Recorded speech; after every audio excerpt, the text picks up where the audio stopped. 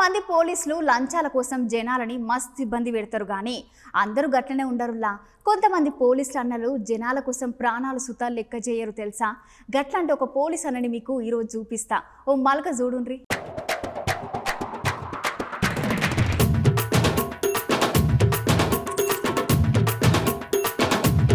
Police అన్నలు మనకు అవసరమైన టైంలో మస్తు అంటే మస్తు ధైర్యంగా నిలబడి మనకు హెల్పింగ్ చేస్తుంటారు. కొంతమంది పోలీసులు లంచాలకు మరి జనాలను ఇబ్బంది పెడతారు. కానీ ఇంకొంతమంది పోలీస్ అన్నలు అయితే అవసరమైతే పానాలను తెగించి మరీ జనాలను కాపాడతారు. అందరు ఒక్క లెక్కనే ఉండరు. అందుకే ఇదో చిన్న ఉదాహరణ.